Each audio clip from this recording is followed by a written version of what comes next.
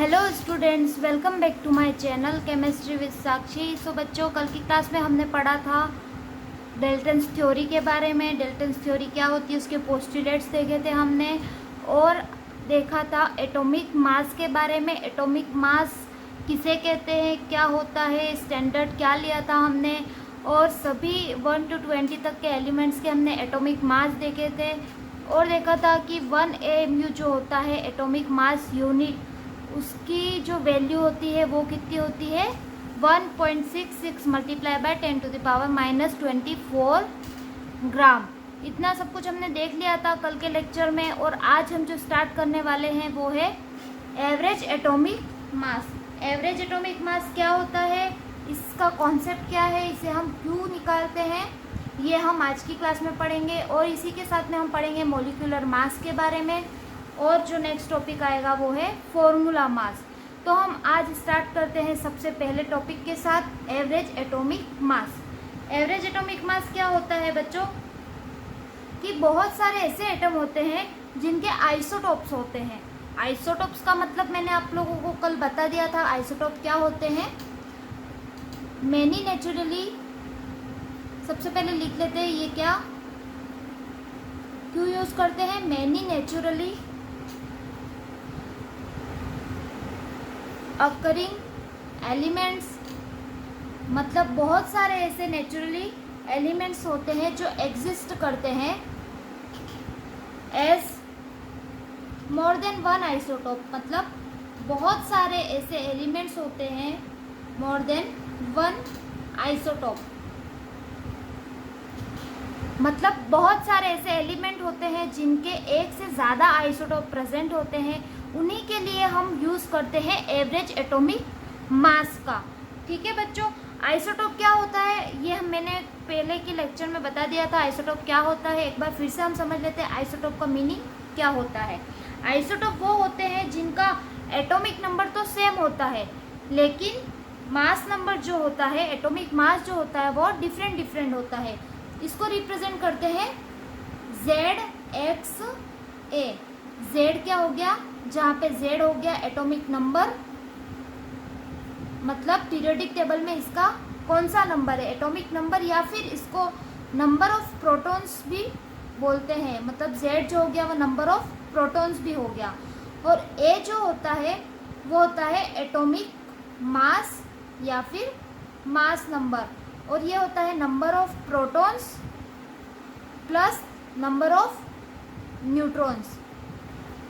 Number of neutrons कैसे निकाल सकते हैं, A माइनस Z करेंगे, मतलब number of A minus Z करेंगे तो क्या वैल्यू आ जाएगी, नंबर ऑफ न्यूट्रॉन की वैल्यू आ जाएगी। मतलब Z जो होता है वो नंबर ऑफ प्रोटॉन्स होता है, A होता है वो number of proton plus number of neutron होता है। नंबर ऑफ प्रोटॉन और नंबर ऑफ इलेक्ट्रॉन दोनों क्या होते हैं, सेम होते हैं।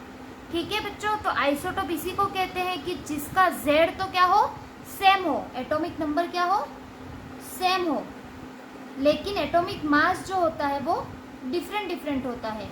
इसी को क्या बोलते हैं हम, isotope.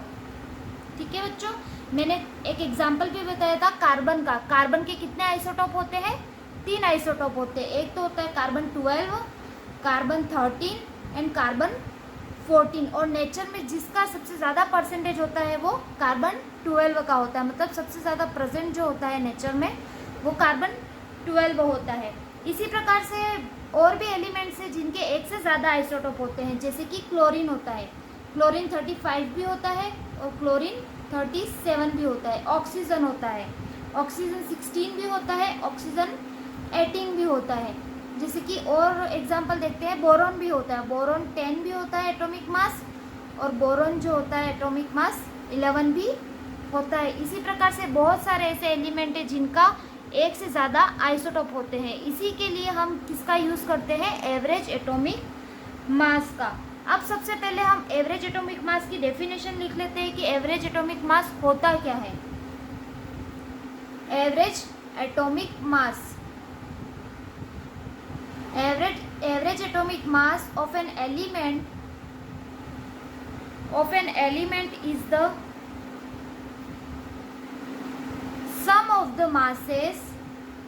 sum of the masses of its isotope each multiplied by its natural abundance.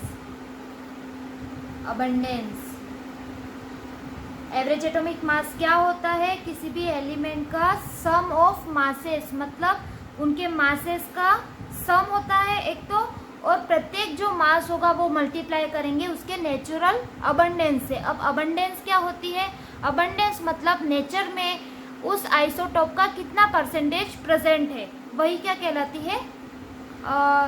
Abundance कहलाती है. कि नेचर में वो पर्टिकुलर एलिमेंट जो है वो कितना प्रेजेंट है, वही उसकी क्या कहलाएगी?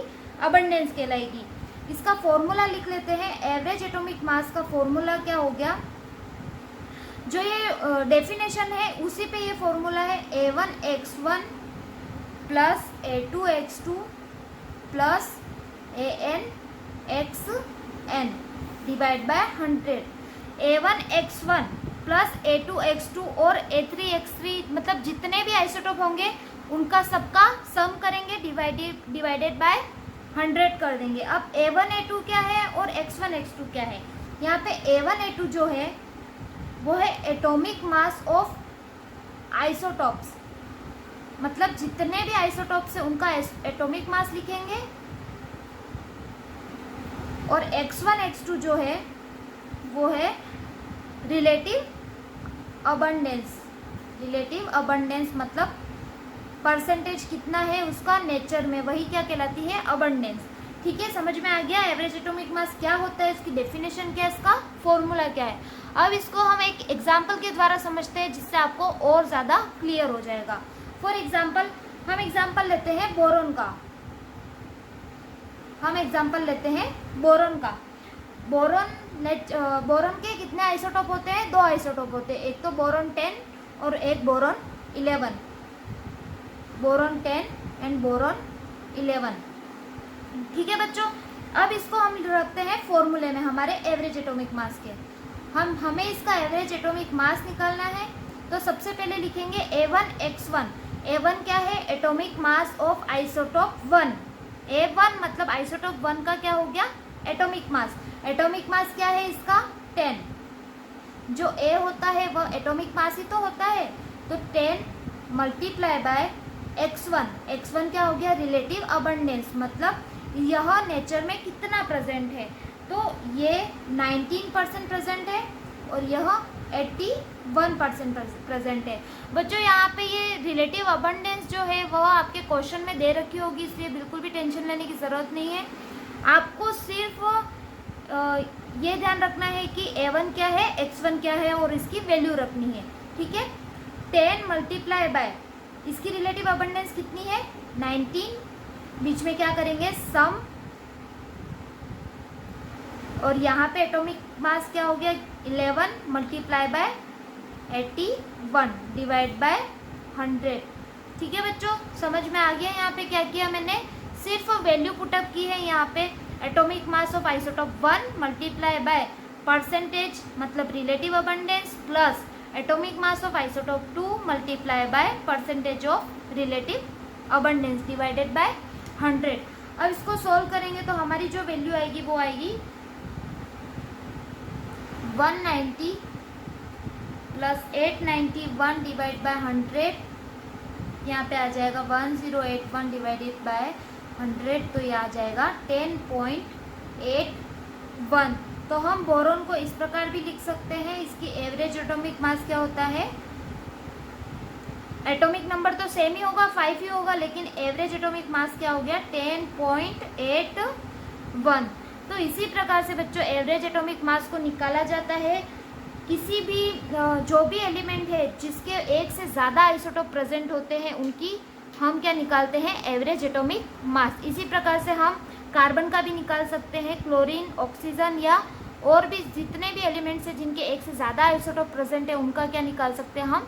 Average atomic mass. तो बच्चों इसका स्क्रीनशॉट ले लीजिए सबसे पहले.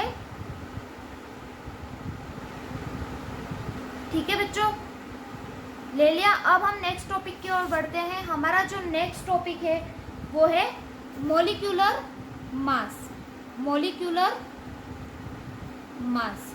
हमने एटॉमिक मास के बारे में पढ़ा था इसके पहले वाले लेक्चर में। मोलिक्यूलर मास क्या होता है और एटॉमिक मास क्या होता है। एटॉमिक मास सिंपल सा है कि किसी भी एटम का जो मास होता है वो एटॉमिक मास कहलाता है। और मोलिक्यूलर मास क्या हो गया, किसी भी मोलिक्यूल का मास। और मोलिक्यूल एटम से मिलकर ही बने हुए होते हैं, इसलिए मोलिक्यूलर मास जो होता है वो होता है मोलिक्यूल का मास, सिंपल सी लैंग्वेज में। इसकी हम एक डेफिनेशन लिख लेते हैं कि मोलिक्यूलर मास क्या होता है। इट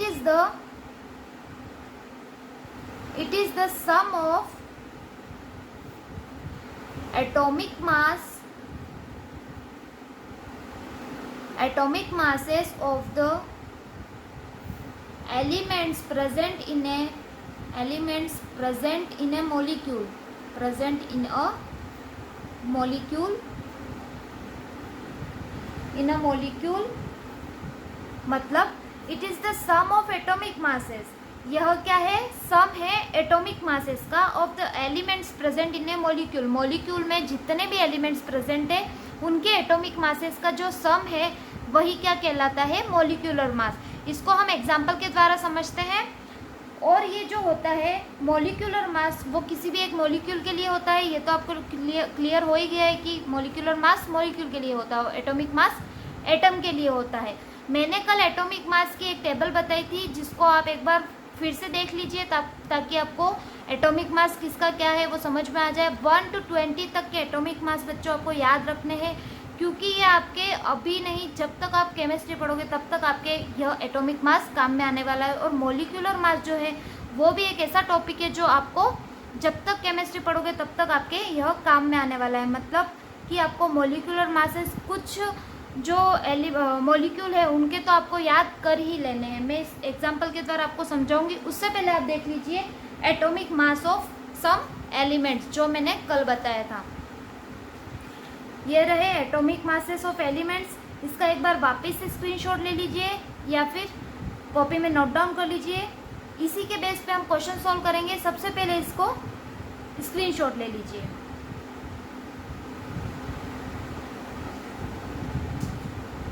ठीक है बच्चों, हम अब सोल्व करेंगे कुछ एग्जाम्पल्स मॉलिक्यूलर मास के। फॉर एग्जाम्पल हमारे पास है, सिंपल सा एग्जाम्पल लेते हैं हम H2O।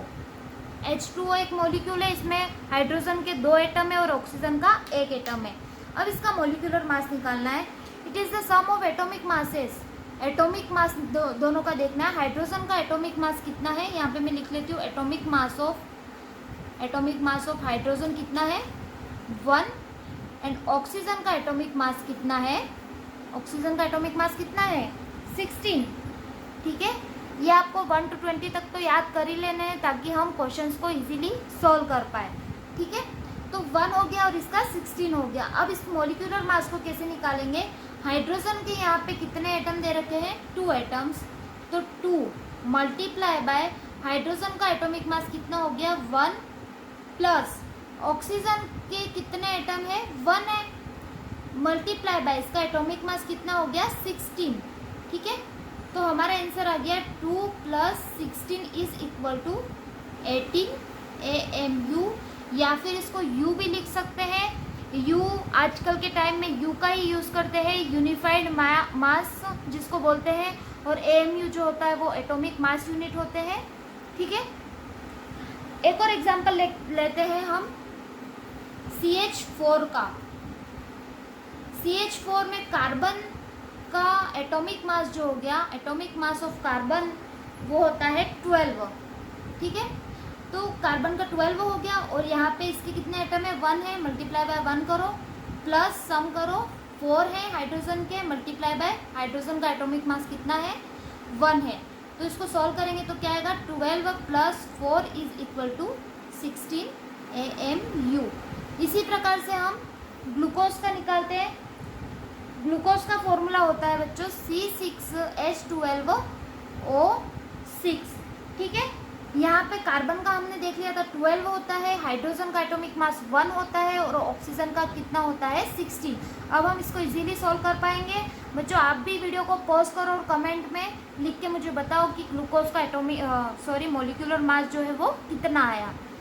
इसको हम यहाँ पे भी सॉल्व करते हैं।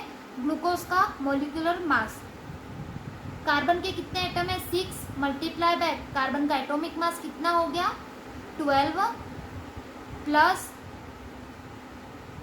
हाइड्रोजन के 12 एटम है मल्टीप्लाई बाय हाइड्रोजन का molecular mass 1 plus 6 multiply by 16। इसको हम सॉल्व करेंगे तो क्या आएगा 72 प्लस 12 प्लस 16 इंटू 6 हो गया 96 AMU। इसको सॉल्व करने पर हमारा जो फाइनल आंसर आ जाएगा 180 AMU।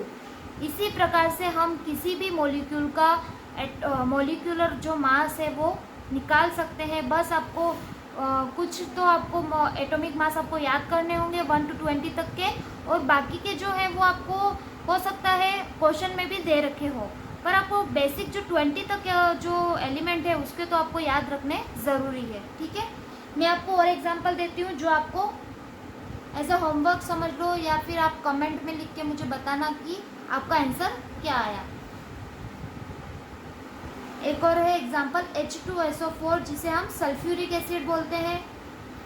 नेक्स्ट जो है यूरिया जिसका फॉर्मूला है NH2CO NH2।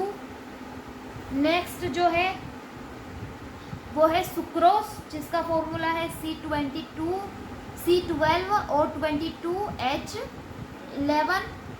एंड नेक्स्ट जो है बस इतने ही करके लाना आप। एक तो हो गया H2SO4 सल्फ्यूरिक एसिड, दूसरा है यूरिया NH2CO NH2, और नेक्स्ट जो है C12O22H11 जिसको सुक्रोज भी बोलते हैं। इसका H का मैंने बता दिया 1 होता है, ऑक्सीजन का 16 होता है, सल्फर का कितना होता है 32, जो मैंने आपको टेबल बताई है उसमें से आप देख लेना कि किसका कितना एटॉमिक मास है। सल्फर का कितना हो गया 32, यहाँ पे नाइट्रोजन का हो गया 14, हाइड्रोजन का मैंने बता ही दिया, कार्बन ऑक्सीजन सबका पता है और इसमें भी सबका पता है, तो आप इजीली इसको सोल्व कर पाओगे। तो मॉलिक्यूलर मास यही होता है कि मॉलिक्यूल में जितने भी एलिमेंट प्रेजेंट है उनके एटॉमिक मास का जो सम हो गया वही हमारा मॉलिक्यूलर मास हो गया। ठीक है बच्चों, अब हम बढ़ते हैं हमारे नेक्स्ट टॉपिक की ओर जो है फॉर्मूला मास। फॉर्मूला मास क्या होता है? मॉलिक्यूलर मास तो हमने समझ लिया कि किसी भी मॉलिक्यूल का जो मास निकालते हैं वही क्या कहलाता है मॉलिक्यूलर मास। लेकिन यहाँ पे बच्चों फॉर्मूला मास क्या हो गया? फॉर्मूला मास क्या होता है? सबसे पहले इसकी डेफिनेशन लिख लेते हैं कि फॉर्मूला मास क्या होता है और इसको क्यों यूज करते हैं। ठीक है, सबसे पहले डेफिनेशन लिख लेते हैं। आयोनिक कंपाउंड्स सच एज, पहले डेफिनेशन लिख लेते हैं फिर मैं इसको अच्छे से समझाती हूँ कि फॉर्मूला मास क्या होता है। Such as NaCl, Na2CO3, KNO3 etc. do not consist of molecule that is in such compounds positive and negative entities are arranged in 3D structure। ठीक है बच्चों, 3D structure। Here formula mass is used instead of molecular mass। कुछ समझ में आ गया होगा बच्चों, ये क्या कहना चाह रहा है, फॉर्मूला मास क्या होता है। देखो हम समझते हैं फॉर्मूला मास क्या होता है। आयोनिक कंपाउंड्स क्या होते हैं? जिसमें पॉजिटिव और नेगेटिव चार्ज होते हैं। Ionic compounds such as NaCl, Na2CO3, KNO3 etcetera, मतलब और भी हो सकते हैं। Do not consist of molecule, मतलब यह मॉलिक्यूल नहीं होते हैं। फिर क्या होते हैं? यह that is in such compound, इन कंपाउंड में क्या होता है? Positive and negative entities are arrange in 3D structure, मतलब इसमें पॉजिटिव और नेगेटिव जो पार्टिकल होते हैं वो अरेंज होते हैं 3D स्ट्रक्चर में। 3D स्ट्रक्चर में अरेंज होते हैं, मतलब इनका जो स्ट्रक्चर होता है वो होता है 3D structure. Here formula is used instead of molecular mass, मतलब मोलिकुलर मास की जगह यहाँ पे फॉर्मूला मास यूज़ करते हैं। लेकिन इसका जो फॉर्मूला होता है, मतलब मोलिकुलर मास जिस प्रकार से हम निकालते थे इसी प्रकार से हम यहाँ पे फॉर्मूला मास निकालेंगे। ठीक है बच्चों, तो जो NaCl का स्ट्रक्चर होता है वह एक 3D स्ट्रक्चर होता है। तो एक Na जो आयन होता है इसमें 1 Na, हाँ इससे पहले ये बता दूँ, Na जो आयन होता है उस पर पॉजिटिव चार्ज होता है और Cl जो आयन होता है उस पर नेगेटिव चार्ज होता है। ठीक है बच्चों, तो इसमें जो 1 Na प्लस आयन होता है, मतलब एक Na का जो आयन होता है वह 6 Cl माइनस आयन से क्या होता है, सराउंडेड होता है, मतलब एक Na का आयन 6 Cl के आयन से घिरा हुआ होता है और जो एक Cl का आयन होता है वो 6 Na के आयन से सराउंडेड होता है। ठीक है बच्चों, तो यहाँ पे ऐसे ये 3D स्ट्रक्चर होता है, तो यहाँ पे NaCl बहुत सारे होते हैं, Na के भी बहुत सारे पार्टिकल होते हैं और Cl के भी बहुत सारे पार्टिकल होते हैं। तो ऐसे में क्या होता है बच्चों, मोलिकुलर मास को कैलकुलेट करना थोड़ा सा टफ सा हो जाता है। तो इसके लिए हम मोलिकुलर मास की जगह हम यूज़ करते हैं फॉर्मूला मास को। ठीक है बच्चों, तो फॉर्मूला मास का एक एग्जाम्पल लेते हैं NaCl का। और NaCl का जो फॉर्मूला मास है वो किस प्रकार से निकालते हैं, सिंपली जैसे मोलिकुलर मास का निकाला था। मोलिकुलर मास में हमने क्या किया था, दोनों मतलब जितने भी एलिमेंट उसमें प्रेजेंट थे एक मॉलिक्यूल में, और यहाँ पे क्या कर सकते हैं, एक मॉलिक्यूल में नहीं, एक आयोनिक कंपाउंड में जितने भी एलिमेंट प्रेजेंट है उनका जो एटॉमिक मास का सम होगा वही हमारा क्या कहलाएगा, फॉर्मूला मास कहलाएगा। तो Na का जो एटॉमिक मास है वो कितना है, 23, और Cl का जो एटॉमिक मास है वो है 35.5। तो इसका जो फॉर्मूला मास आ गया वो है 58.5 AMU। ठीक है, और ये फॉर्मूला मास होता है वह सॉलिड कंपाउंड के लिए होता है और आयोनिक कंपाउंड के लिए ज्ञात किया जाता है, और बाकी सारे कंपाउंड के लिए जो होता है मोलिकुलर मास होता है। तो यहाँ पे एक स्टार बना के लिख लेना, फॉर्मूला मास जो होता है वो एक तो आयोनिक कंपाउंड्स के लिए होता है एंड सॉलिड कंपाउंड के लिए होता है। मतलब आयोनिक कंपाउंड होगा और सॉलिड कंपाउंड होगा तभी हम किसको कैलकुलेट करेंगे, फॉर्मूला मास को। ठीक है बच्चों, फॉर्मूला मास क्या होता है, मॉलिक्यूलर मास और फॉर्मूला मास में क्या डिफरेंस होता है, समझ में आ गया। मॉलिक्यूलर मास किसी भी एक मॉलिक्यूल का मास निकालने के लिए होता है और फॉर्मूला मास जो होता है आयोनिक और सॉलिड कंपाउंड के जो मासेस होते हैं उनको निकालने के लिए हम फॉर्मूला मास का यूज़ करते हैं। ठीक है बच्चों, समझ में आ गया। आज मैंने क्या क्या पढ़ाया, average atomic mass, molecular mass and formula mass. I hope आप लोगों को ये तीनों समझ में आ गया होगा, और अगर नहीं आया हो, कुछ भी इसमें डाउट हो तो आप कमेंट करके बता सकते हैं। ठीक है बच्चों, इसका सबसे पहले स्क्रीनशॉट ले लीजिए। ठीक है, ले लिया स्क्रीनशॉट। तो आज की क्लास के लिए बस इतना ही, और आगे का जो हमारा टॉपिक होगा मोल कॉन्सेप्ट का होगा, और वो हम हमारी नेक्स्ट क्लास में पढ़ेंगे। तो बच्चों आज के लिए बस इतना ही। अगर आपको मेरी वीडियो पसंद आई हो तो please like, share and subscribe to my channel, और सब्सक्राइब करने के साथ ही एक बेल आइकन होगा उसको ज़रूर प्रेस कीजिएगा, ताकि मेरी जो वीडियो है, मैं जैसे ही वीडियो अपलोड करूँगी आपको उस वीडियो का नोटिफिकेशन सबसे पहले मिल जाएगा और आप साथ ही साथ कवर करते जाएंगे। ठीक है बच्चों, तो आज की क्लास के लिए बस इतना ही। Bye guys.